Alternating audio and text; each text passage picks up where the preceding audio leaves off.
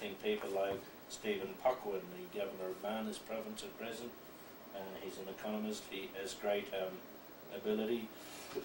A person like Sir Makeri Marata, who was the Governor of the Reserve Bank, even an outsider, a fellow like Ephraim Apellis, who was the New Guinea Islands Secretary. He sort of has got a lot of maturity to come in Parliament yet, but these people, and there are others there that are future leaders. Right. The other thing we need is more women in Parliament. At present there are only 2 ladies in Parliament, Lady Carol Kidu and Dame Josephina Baija. But we need more women involvement and a greater respect for women in the whole structure of Papua New Guinea, and the sooner we get a lot more women representatives in there, the better it will be. The churches are committed, and I'm speaking not only of the Catholic Church here, but all of the churches are committed to the development of the country. Most of the mainline churches have been in some parts of the country for over 100 years, particularly the New Guinea Islands region.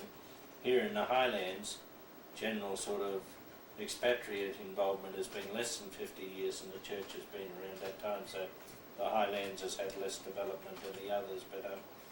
But the churches actually over the years have taken on the role of service providers in education originally, and health. We took into those areas at the request of the government because the government couldn't provide those services. We actually work in a national system.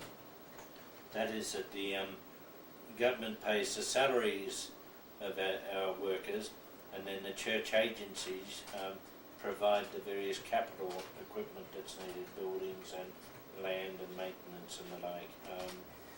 Currently at present, the churches would offer something like 75% of health services in the country and 67% of education services.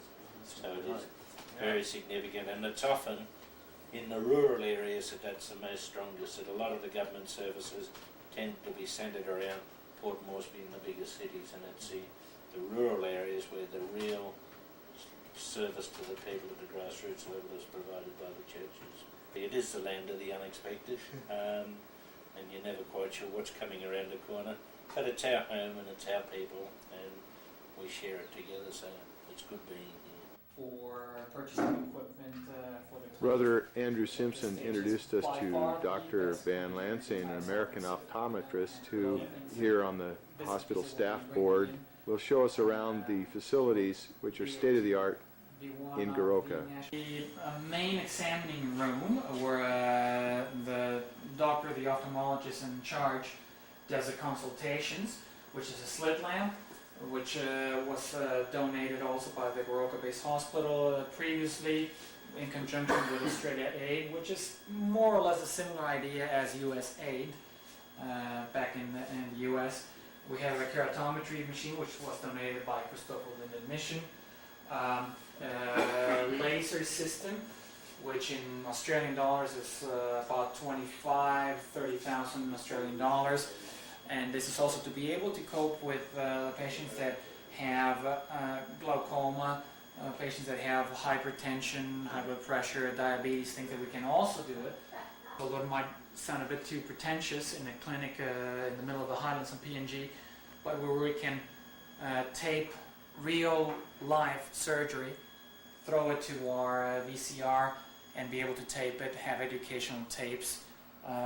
The 3 rooms have the capability of video at the same time, so we can have a group of doctors, another group of nurses, and another group of teachers, and someone explaining to them at their own level what they're seeing. So it's a very important thing that we can do this kind of things. And it's 2 tables going at the same time, which gives us a capability right now of about 15 surgeries per day, even in our conditions.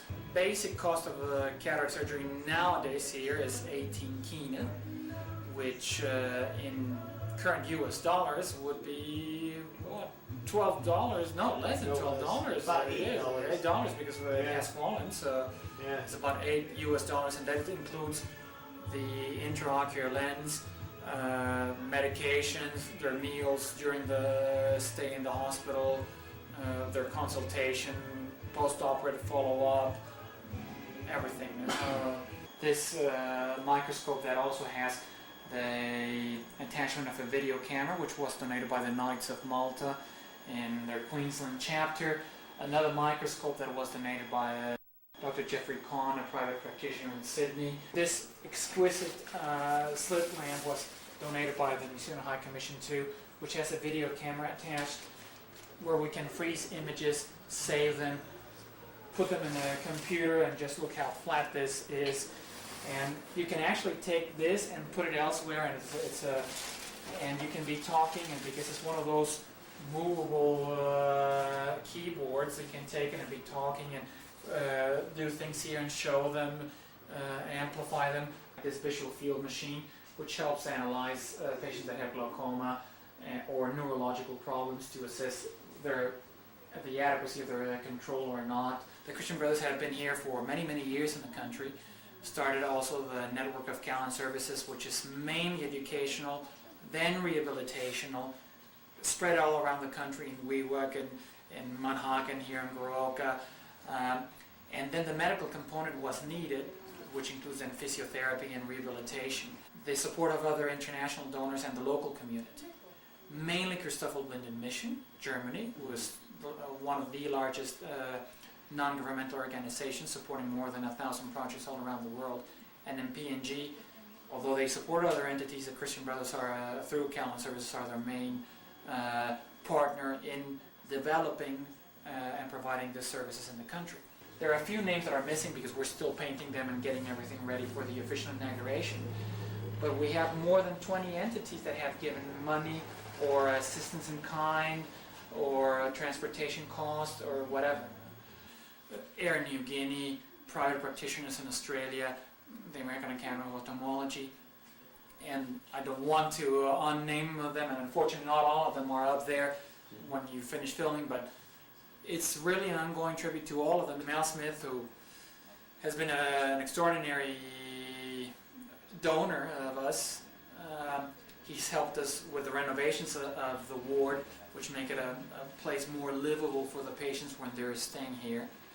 But not only with that, he flies us quite often at zero cost to us to isolated areas where we go in, we do screening, we dispense medications and glasses locally, which in this country, that's about the only way you can either fly by helicopter or by fixed wing.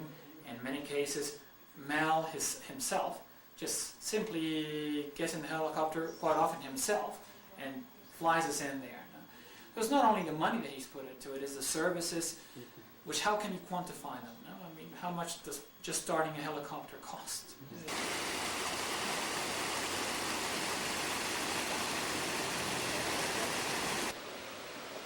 My name's Malcolm Smith, but my Papua New Guinea name's Keller. Keller means hairless one, and I think I'm qualified for that. I arrived in New Guinea straight after the Vietnam War in 1969 with the Australian Army. And New Guinea was a territory of Australia, and I've remained ever since. It's a country that you love or you hate. There is no in between.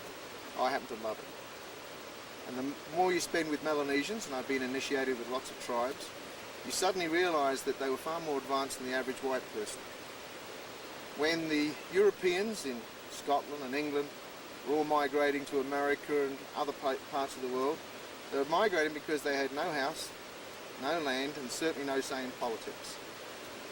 In New Guinea, they've always had a house, they've always had land, and they've always had a say in politics. A few penalties, but always had to say. So really, Melanesians have been far more democratic than most people I know of. And secondly, when you deal with Melanesians, you deal in their way, they're the most honourable people I've met compared with the Western world. In the Western world, you've got to cross the T's, dot the I's, and then have a